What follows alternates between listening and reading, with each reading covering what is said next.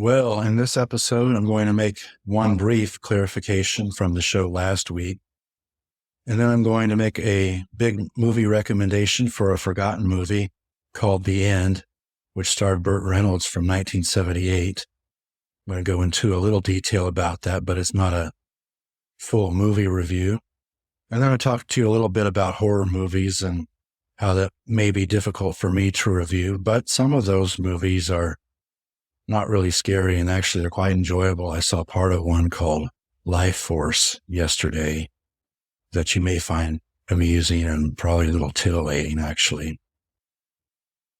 And speaking of tits, the last thing that we do is review Priscilla's appearance on the popular CBS 70s detective show Kojak, where she plays twin sisters who are topless magicians in Las Vegas. So stay tuned. I think you're really going to love this show.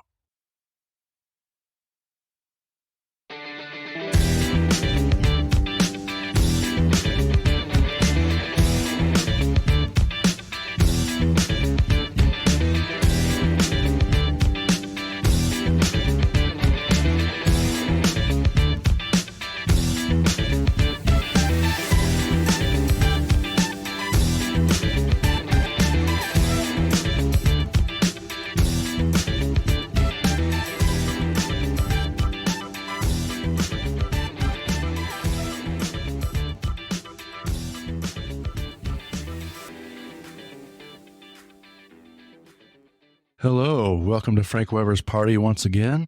This is your host, Frank Weber. So glad that you could be here with me. So glad that you're listening to the podcast in however way you consume the podcast.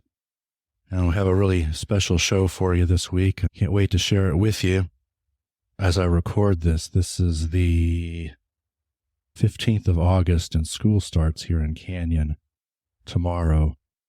School starting time is a very bizarre time around here, and I don't really have a lot of time today to go into that. I may talk about it next week, but I'm just puzzled by it. I've been puzzled by it for a long time. I don't even have any kids. It always sort of bothered me. I didn't really want to go to school after the end of the summer, and I've told you the story about school start dates, I think way back in episode 2. But there's a lot of things that I can't wrap my head around in our country and our world nowadays, and perhaps I'll talk about that pretty soon. But that was kind of the first thing that was on my mind. The second thing is I wanted to clarify real quick, and I don't want to spend a lot of time on this. I go to painstaking length to make sure that I'm clear in my opinions. And last week I talked about realignment in college sports. And I just want to be clear that I'm not against universities making money off their sports. I think it's great that they can make money off them, and I'm not against them positioning themselves in the best situation possible. But I think what really bothers me is this constant sense of just greed on top of greed on top of greed, and always moving around, constant change and moving around to whatever the next best situation is, if that makes sense. I don't think overall it's really good for college sports, and it's not really good for a lot of things. I don't think it's good for our human lives in general, but you're always free to disagree with me on that. You know, this is something of a forum as well as just a movie review show right now, or TV review show. And so you're free to disagree with me, but I ask that you disagree with me only if you're clear on what I'm saying. If you believe that I'm saying something else and then you try to tell me otherwise, then I get a little bit concerned and annoyed about that. It seems to be especially common in the internet age now. But that's all that I'm going to say about that.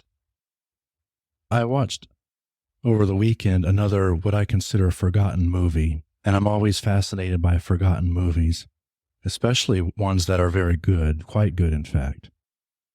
And the one that I watched was a movie called The End from May of 1978, starring Burt Reynolds and a bunch of other people that you would know from his stint with the Hal Needham movies that he was in the late 70s and early 80s.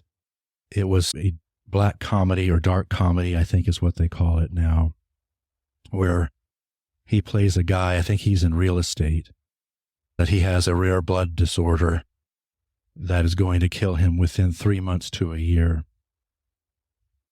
And so he begins to contemplate what death is like. He asks some people around him what it's like, and he can't really handle it, so he decides throughout much of the movie that he wants to commit suicide, and it's very comical. He's very unsuccessful in doing that, and that's what makes the movie, the comedy behind it anyway. But that was also a big criticism of the movie. A lot of people were taken aback that Burt Reynolds did a movie about suicide, which is, of course, a very serious topic, and I don't want to make light of it or anything like that, but I enjoy the movie. I thought it was funny. I'm not really doing a full review on the show, or the movie actually, here today, but I wanted to recommend it to you. I think it's free out there on Tubi and possibly Pluto TV, and perhaps some others where finer movies are streamed. The movie made a lot of money. It made over $44 million back in '78 versus a budget of $3 million. Burt Reynolds directed it as well as starred in it. He really wanted to do the movie, and Warner Brothers let him do the movie if he would star in the movie Hooper, which came out about 2 months later, about the Hollywood stuntman. Terrific movie. He goes by the name Sonny in this movie, and he's also called Sonny in the Hooper movie, even though it's two totally different characters. He's the most prominent character in it. Dom DeLuise is second. He plays a psychiatric patient that he befriends while in the psychiatric ward, and they go on several adventures together. And then the other folks in it don't have really more than a few minutes apiece of airtime, but it also includes Sally Field, whom Burt was dating at this time, Strother Martin, David Steinberg, Joanne Woodward, Norman Fell, of course, who was playing Mr. Roper in Three's Company at this time, Myrna Loy, Christy McNichol, Pat O'Brien, Robbie Benson, Carl Reiner, James Best, Jock Mahoney, and even appearances by Alfie Wise, who was with Burt in a lot of these Hal Needham movies, even though, like I said, this is not a Hal Needham movie, this is the end here. And also a very young Frank McRae. I'm not doing a full review of this film, but I would highly recommend it to you. I think it's about 60% on Rotten Tomatoes, which is what Punchline was when I reviewed that about a month ago, which also had Sally Field in it. And I think it's a good comedy. Maybe it's a little dark in the suicide thing, but it is kind of slapsticky as well. And there's all these crazy adventures that he goes through as he figures out essentially what to do with himself. So that's called The End, and you should check that out. Like I said, this is not going to be a full review today. I didn't really look at it in depth. I did want to bring up, before we get into our Priscilla review today, I have been looking at some of the stats, and the last two episodes that are out, which is 8 and 9, I was particularly fond of episode 8. I thought it was some of my best work. Number 9 wasn't bad, but the downloads have really become fewer and further between on those two shows, and I'm not exactly sure why. There's probably a laundry list of why.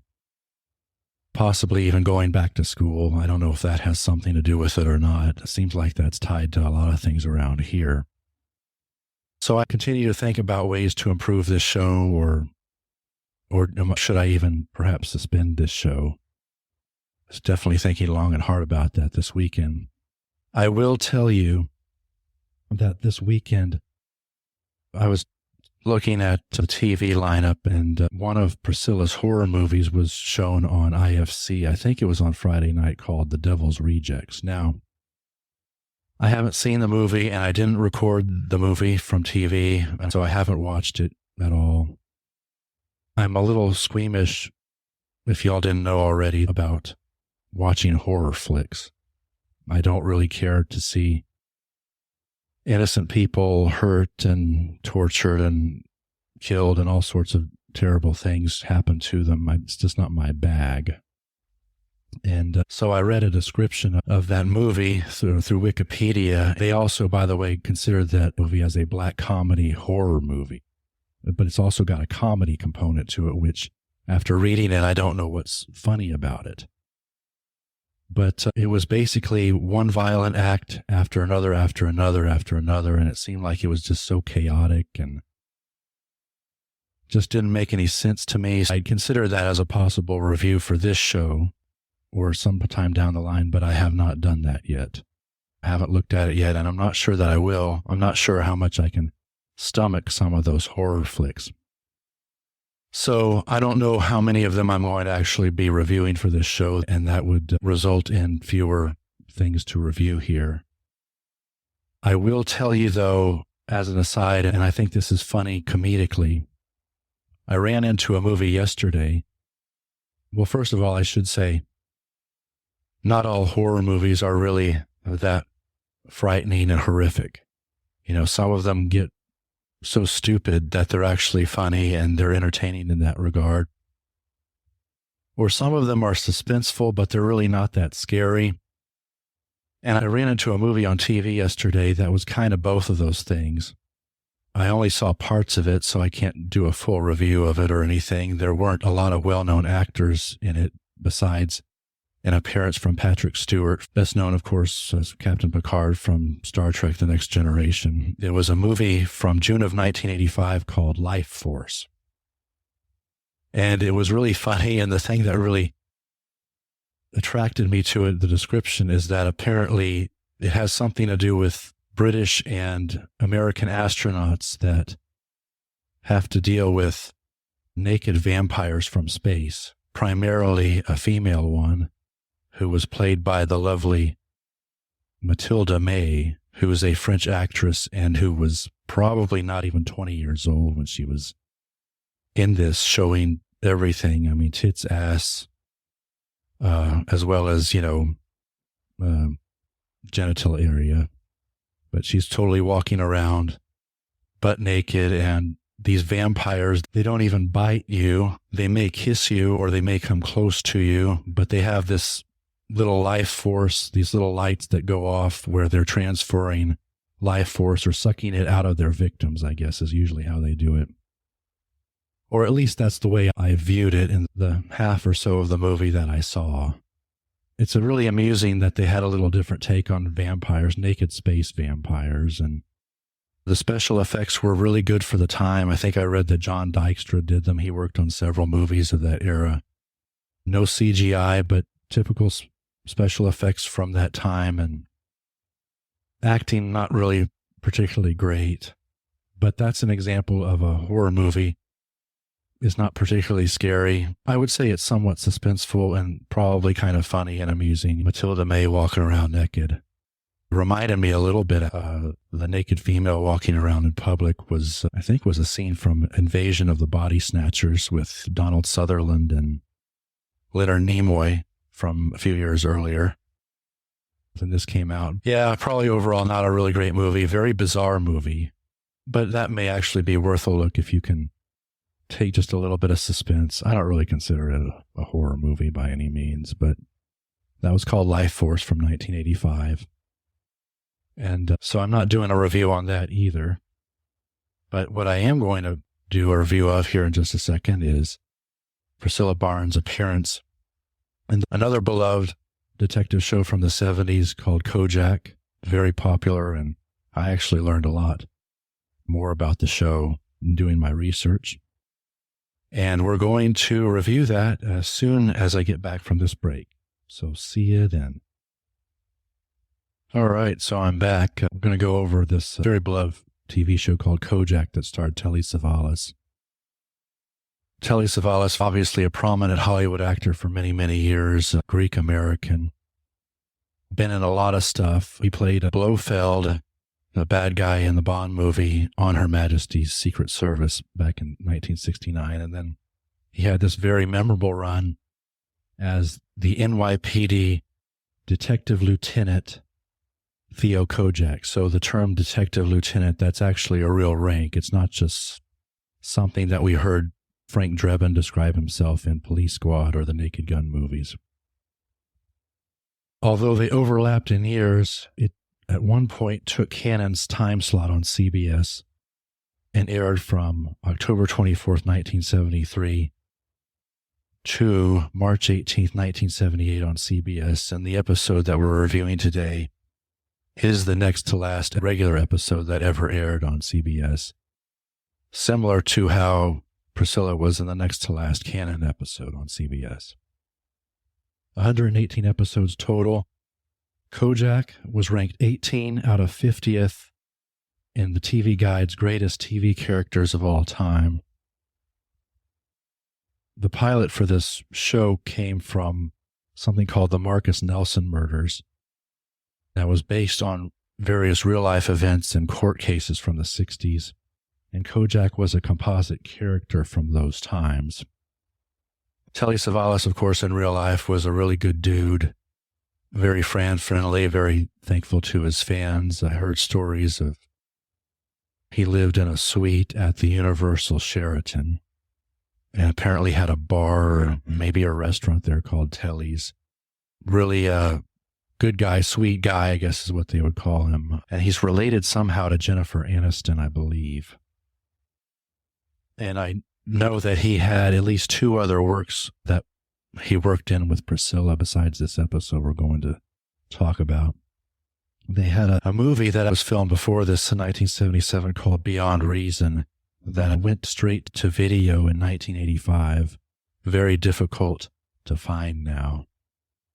And they also shared a scene together, at least one scene together, in her third appearance on The Love Boat in an episode in early 1985. So the character Kojak, he was tough and gritty. He was incorruptible. He loved lollipops, especially Tootsie Pops, tried to do that as a substitute for using cigarettes. I don't remember if he sucked on a lollipop in this episode. I don't believe I saw him with one. He did light up at one point. And he had a couple of very famous catchphrases. Who loves you, baby? Was the biggest one. And apparently also said coochie coo, which I would attribute more to Charo on The Love Boat. But apparently he said that as well. Kojak himself, the character, was also Greek-American, like Telly Savalas himself. And his real-life brother, George Savalas, played Detective Stavro on the show. Detective Stavro didn't have a big role in this particular episode. A couple of other actors that were there. Dan Fraser played his boss, Frank McNeil. And then Kevin Dobson played Detective Crocker, who was in this show very prominently, this episode that we're going to review today. There were 2 CBS movies made in the 80s. I guess you could say reunion or revisit type movies. And then ABC would make 5 more movies beginning in 89. There was even an all-new Kojak series on the USA Network in 2005 that starred Ving Rhames, but it was only on for about 2 months, and then apparently the plug was pulled on it. I've heard of tons of rumors of old school classic shows like this being remade in Hollywood, and the rumors are several years old, and you start to wonder if it's ever really going to happen, but there are those rumors out there. There's several bits of trivia regarding this show. It's amazing how popular it really was back at the time. I was just a little bit young for this, but there apparently was a lot of toys and other merchandising, including trading cards. And there's also some trivia because the original writers to Superman the movie, the first one with Christopher Reeve, apparently were going to put Telly Savalas as Kojak in the movie, where Superman mistakenly captures him thinking that it's actually Lex Luthor. And then Superman realizes what he's done, and Kojak turns to him and said, "Who loves you, baby?" And so a new director and new writers said that that's a little bit too corny or campy, and so they took that out. So the episode today that we're reviewing is called 60 Miles to Hell. It aired March 11th of 1978. I don't know where they got the title from, particularly the 60 miles. The only thing that was really measured in the show was Crocker left a set of matches that one of Priscilla's characters gave to him that presumably was supposed to indicate how many minutes away they were from the site where this van was dropped. But I don't know if that's actually what was determined. I will tell you that this show is kind of lighter hearted and probably a little bit more fun than some of the other shows that I've seen in the Kojak series. It didn't involve murder or rape or some other crime, as some of the episodes did actually involve. There was an episode earlier in the series, for instance, that I watched where John Ritter, of all people, was an accidental murderer because he had a heist going or was stealing things or something and killed one of the older ladies who guest starred on Three's Company a few years later. I always thought that was an amusing anecdote. But this episode, there's a little bit of a kidnapping that goes on, and there's some discussion of drugs at the time, but otherwise it's a fairly lighthearted and enjoyable episode here. And it takes place in Las Vegas before Priscilla has her episode on the Robert Urich Vegas show a couple of years before that. Okay, so I'm going to try really hard to describe the plot here. It was a little bit confusing after I analyzed it, but it really wasn't too bad. It's definitely understandable after taking notes and paying really close attention to it. But what happens is Detective Crocker has been sent to Las Vegas, where he apprehends a guy named Whitley who is in on some kind of marijuana ring or something. Obviously, charges brought against him in New York. And he goes over there to extradite him and bring him back for trial. And early on, it's made clear that while it's good that they've gotten this guy, he's only part of the problem. His brother is running another operation, similar operation. And so the case can't really be closed fully. And so Crocker takes this guy. They're about to get on a passenger plane. He, of course, can't carry his gun with him. They're about to get on this passenger plane, and all of a sudden on the tarmac there, Crocker and his prisoner Whitley get kidnapped along with an agent, Las Vegas or Hollywood agent, a female agent, and someone known as Sally Addison, which is one of Priscilla's characters. And I say one of Priscilla's characters because she's actually playing a dual role here. She's actually playing twin sisters, the Addison sisters, who are Las Vegas entertainers. They are topless musicians at a hotel casino that was not actually named in this episode. But Vicky was on the plane with Sally, but only Sally was kidnapped. And so these guys who are allegedly with this other marijuana ring, they kidnap these four people. They take them over downtown Las Vegas to a pawn shop and keep them there as prisoner. And so Kojak, of course, doesn't like the fact that his buddy Crocker's been kidnapped, so he comes to Las Vegas, talk to a lot of people, especially Vicky, the twin sister. And through a series of events and clues, which are probably best going to be described through the scene-by-scene thing that I'm about to do here, they ultimately and cleverly wind up solving the case. There is a very magical quality to this show because it involved magicians. And then there is also a luck aspect to the show because they were in Las Vegas. And it was really amazing, not impossible, I guess, but amazing about how magic and luck kind of work together to make a nice, pretty bow on the end of this episode. I should say also before going on that the sheriff's department there in Clark County, Nevada, where Las Vegas is, they apparently were putting on a program. I don't know if this was real life or not, but it was for this show where regular businessmen and women would wear these special red suits and volunteer with the sheriff's department to help solve various crimes.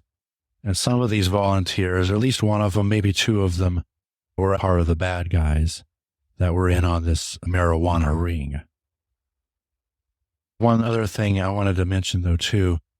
So Priscilla playing two characters, twin sisters. There's only one Priscilla in real life, but she plays these twin sisters, Vicky and Sally Addison. I need to mention that because that was a fairly popular plot device in a lot of 70s and 80s show. It ranks up there with cutting the brake lines as people are in a car chase or going downhill, or with somebody coming down with amnesia because they were hit over the head or something else happened to them. There wasn't even really any camera tricks in doing this. I don't know exactly how they do it, but they used to have to do certain camera tricks in order to have only one person playing a dual role. Of course, there was no CGI back then, but they were able to arrange it to where Vicky and Sally were almost never in the same scene together, so that obviously cut down on some of the difficulty. They were, in the end, reunited in the very last scene when the plane came back to land. Obviously, Priscilla was one of them, and there was a body double there who did look a little bit different in the face from a distance. I've always been amused because that's one of those things that people used a lot back then. I don't know that they really do it as much now. All right, so finally to some scenes. Like I said in an earlier episode when we did the Robert Urich Vegas episode, this is a time capsule for an earlier Vegas. And one of the things that we see is not only some old casinos and resorts that are not there anymore, but we also see the old McCarran International Airport, which now, for some crazy reason that we're not going to get into here, has been renamed Harry Reid International Airport. Haven't been out there in a few years, but apparently that has happened. Intriguing to me how different it looks, at least at the front door to the airport versus how it looks now. Some of the terminals, though, especially this terminal that they were getting on to get on a TWA flight to Crocker and Whitley here, some of the terminals, though, looked exactly the same as they do now. And then, of course, you have several scenes that take place when the four prisoners are locked up in the pawn shop. They get along fine. They are able to very creatively make a little bit of a bomb that will become important later out of the agent's gold lighter and some gunpowder from Crocker's bullets that he had left on him. He was able to carry his bullets, but not his gun on the plane. That was fun to see how they interacted and how Crocker asked Sally what she did and that she was a topless magician. And I found that, of course, very amusing as well. You, of course, don't get to see anything, though. No boobs or anything because it's a CBS show. So don't get your hopes up there. When Kojak comes to Vegas, one of the things that he does is he goes and visits her twin sister, Vicky, in her dressing room before a show. Still no tits there, so forget about that. But he helps her with one of the birds that they use in their tricks, and it was an interesting, unique-looking pink bird. And then they have this little trick with the box where the bird disappears and then reappears. She also does a watch trick where she makes his watch disappear. And apparently at the end of the show, Crocker says that Sally did perform the same trick with him, and Kojak tells him to shush about it. And it was from that point in her dressing room that Vicky and Kojak, somebody opens for Vicky, and Vicky wants the show to go on, and the show is going on with the opener, but he decides, hey, why don't you cancel the rest of the show? I don't know if you can do that after it started like that. So I thought that was a little bit odd. But they go ahead and go out to the Las Vegas Hilton after that, looking for some more clues. Kojak does a little bit of gambling. He plays roulette for, I believe it was for his boss, Frank McNeil here. McNeil gave him a little bit of money to bet it all on 36 Red, and he loses. Perhaps one of the bigger memories from this show is then he goes and visits the late, great Liberace, who's doing a show there at the Hilton, visits him in his dressing room and asks him some questions because this lady agent who was kidnapped is his agent, and he really can't give him a lot of details other than this agent got him involved in some sort of scam where he lost some money. It also had Doc Severinsen involved. By the way, I believe Doc Severinsen is still alive with us, but he was also known for having some very loud and flamboyant outfits. And then he gets an autograph, a picture autograph to take back to one of his co-workers or co-workers' moms there at the precinct in New York. But it was always fun to see Liberace. There was always a rumor going on around there that he was gay. He attracted a lot of women. To reading some things, I don't think that was ever proven. Like I said, it's always nice to see time capsules, whether you're talking about people or places. Now, eventually, Vicky and Kojak, they wind up out in the desert because there's a plane full of valuable cargo that turns out to be marijuana that's going to be coming in. And they're out there in the desert with the sheriff or sheriff's deputy and this big posse that's helping to alleviate crime in the area. And they get thrown off course by some of the moles, if you will, that are in this volunteer group to go one way while they're going another way where the plane is going to land. Because they're going to go out there and hijack the plane and try to take off with the marijuana, of course, right? And so I found the crazy part here. Kojak was staying at the dunes, and in this scene, he's with Vicky in this Jeep, and he's wearing a lightweight satin New York Yankees jacket, and he's got the open shirt look, so it's pretty much unbuttoned or unzipped down to his belly button or so. He doesn't really have a lot of chest hair like me or Burt Reynolds, but he's doing this open shirt thing, which was very popular in the 70s, and I really wish it would come back into style now, because I would definitely do it. But it was odd to me because Telly, as a great a guy he was, I don't know that he was really known as like the best looking guy. I just don't see him as that. And it was unusual for me to see him with that open shirt look that was so common in the 70s. Nothing against Telly or his family, a great guy, like I said, but I don't know if he was ever really known as a really handsome dude or anything like that. But they realize that they're being thrown off course by these bad guys. One of the sheriff's deputies, I think his name was Quinn, went to that pawn shop to try to rescue these hostages, and one of the bad dudes in the red suits winds up swapping him out for Sally, and that's how Sally gets out to the desert for this plane scene. And so the plane lands, and the bad dudes, they hijack it. They get on board. They find a lot of weed on there. And somehow they manage to get Sally's or the hostages' little bomb that they created from the lighter. And they start lighting up marijuana cigarettes. They didn't really look like joints per se, but they start lighting up these marijuana cigarettes. And the bomb goes off and catches the rest of the weed on fire. And then they're forced to land. And that's how the show is ultimately solved. And then you have the scene where Vicky and Sally are reunited. Sally is definitely being played by a body double there. Although they did a pretty good job of concealing her face, I have to admit, especially back in that era. And then, of course, the final scene where they get back to New York, and Kojak, of course, lost at roulette, but was able to give another coworker the Liberace picture. And then Kojak and Crocker talk about the watch trick. I don't think they were talking about sex or romance or good old-fashioned fucking or anything like that. I think that they were just talking about the watch trick. I don't know that they really had any relationship. I think they were quite a bit older than Priscilla in this episode. But anyway, I give both the episode and Priscilla an A+ in it. I really enjoyed the episode. It's got a good premise. plot that's reasonably easy to follow.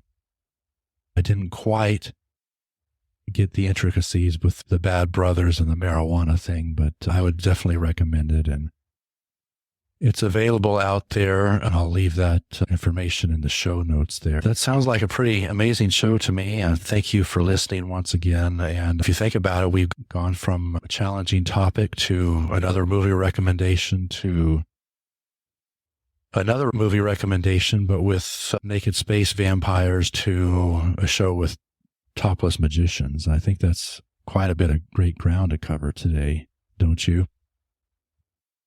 But with that, I'm going to go ahead and call it a show for today. Like I said, thank you for listening again. Please tell your family and friends. Tell everybody you can. We're really trying to push those numbers up. I work hard on this show, and I really feel like I bring you a lot of value. So for now, this is Frank Weber's Party, and Frank Weber signing off.